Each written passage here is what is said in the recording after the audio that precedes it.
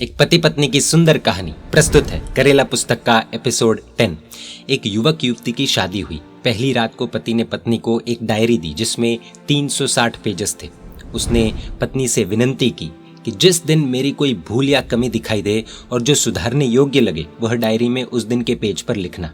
1 वर्ष के बाद यह डायरी तू मुझे लौटा देना। मुझसे जो जो भूलें हुई होगी उन्हें सुधारने का मैं पूरा प्रयत्न करूंगा। पत्नी ने भी ऐसी ही डायरी पति को सौंपकर यही सेम विनंती की। शादी की पहली सालगिरह आई। पति ने पत्नी से डायरी मांगी। पत्नी ने उसे डायरी दे दी।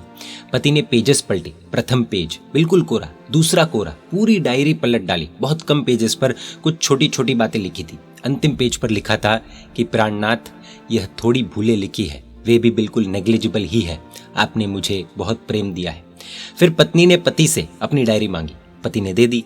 पहला पेज बिल्कुल कोरा, दूसरा कोरा, तीसरा भी कोरा, पूरी डायरी बिल्कुल कोरी थी और अंतिम पेज पर लिखा था, मेरे हृदय की रानी, तूने तो मुझे हमेशा से ही प्रेम ही दिया है।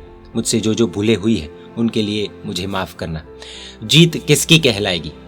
पूज्य श्री कहते हैं कि लेकिन जीवात्मा, जैसा कि पूर्व के प्रकरण में, पूर्व के एपिसोड्स में कहा गया है, वैसे अपनी इच्छा आदि को अधिक महत्व दे देता है। तब प्रेमी की दिखने वाली थिन फॉल्ट भी नहीं भूल पाता है, क्योंकि कड़वाहट को संग्रह करने का स्वभाव है।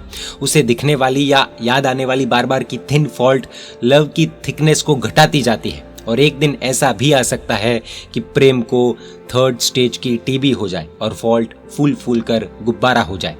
फिर बढ़ती कड़वाहट कभी भी दुर्घटना को अंजाम दे सकती है। ठंड का जोर बढ़ता है, तब शाहुड़ी परस्पर लिपट जाती है। इसमें दोनों को परस्पर कांटे चुभते हैं। इस तरह लिपटने में ठंड से रक्षा को देखना चाहिए या कांटों की पीड़ा देखनी चाहिए। बर्तन इकट्ठे होंगे तो आवाज तो होगी ही। मानव मात्र भूल के पात्र है। सहवास के दौरान यानी कि साथ में रहने के दौरान आवाज तो होगी ही, भूल तो होगी ही। सहवास में यह कड़वाहट देखनी चाहिए या उसके लाभ देखने चाहिए। एक बार मेंढक के कुछ बच्चों को जख्मी करके उनके 2 विभाग किए गए। प्रथम विभाग के प्रत्येक बच्चे को अलग अलग अकेला रखा गया और दूसरे विभाग के सभी बच्चों को इकट्ठा रखा गया।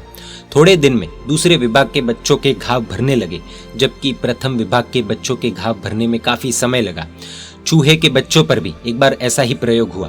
प्रथम विभाग के बच्चों को अलग अलग रखकर पाला गया, दूसरे विभाग के बच्चों को समूह में रखकर पाला गया।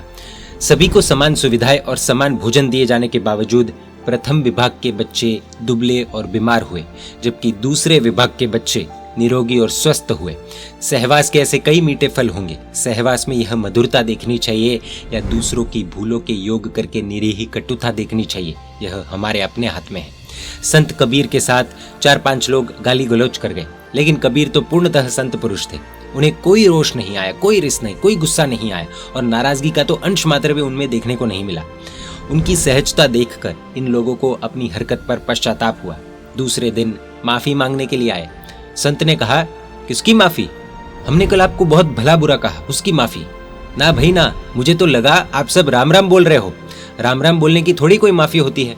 पूज्य श्री पूछते हैं कि कड़वे शब्दों में भी राम सुनते सीख जाए तो किस प्रसंग में मधुरता के दर्शन नहीं होंगे?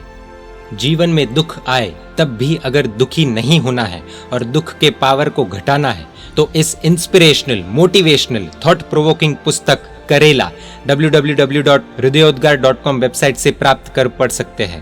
परमात्मा के आज्ञा विरुद्ध कुछ भी कहा हो तो मिच्छामि दुक्कडम। जय जिन शासन, जय महावीर।